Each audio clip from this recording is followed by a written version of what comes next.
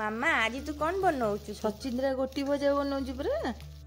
ଛଚିନ୍ଦ୍ରା କୋଉଠୁ ଆସିଲା? ବାବା ଯାଇଥିଲେ ମର୍ଣ୍ଣିଂ ୱାକ୍, ରାସ୍ତା କଡ଼ରେ ଚାଷୀ ମାନେ ବସିଥିଲେ, ଫ୍ରେଶ ଫ୍ରେଶ ଦେଖିଲେ ନେଇ ଆସିଲେ। ଓହୋ, ଏଇଟା କଣ ଏଇ ବର୍ଷା ଦିନରେ ମିଳେ। ଓହୋ, ପୁରା ଫ୍ରେଶ ଦେଖାଉଛି।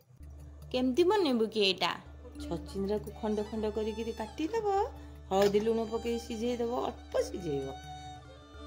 ତା ଭିତରେ କଣ ମସଲା ଦିଆହବ? ହଁ, ସୋରିଷ, ଜିରା, ରସୁଣ, ଲଙ୍କା, ହଳଦୀ ଟିକେ ପକେଇକିରି ବାଟଣ କରିଦେବ।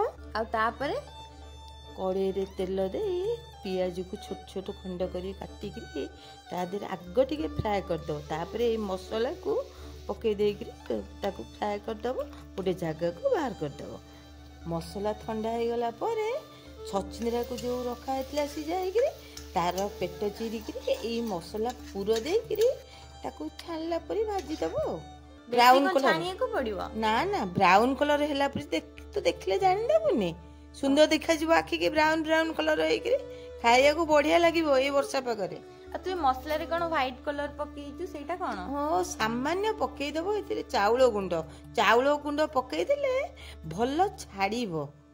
ଛାଡ଼ିବ ମାନେ କଣ, କୁରକୁରା ଲାଗିବ? ହଁ, କୁରକୁରା ଲାଗିବ, ଛାଡ଼ିବ, ସେଇ ଭଜାଟା ଛାଡ଼ି ଆସୁଥିବ। ଓହୋ, ବଢିଆ ତ ଦେଖାଉଛି। କାହା ସାଙ୍ଗରେ ଖାଇଲେ ଭଲ ଲାଗିବ? ସବୁ ରୁଟି ସାଙ୍ଗରେ, ଭାତ, ଗରମ ଗରମ ଭାତ ସହିତ ଖାଇଲେ ଭଲ ଲାଗିବ। ରୁଟିରେ ବି ଗରମ ଗରମ ଖାଇଲେ ଭଲ ଲାଗିବ। ଆପଣମାନେ ବି କରନ୍ତୁ ଏବଂ ଖାଇକି ଜଣାନ୍ତୁ କେମିତି ଲାଗିଲା। ରହିଲି, ଜୟ ଜଗନ୍ନାଥ।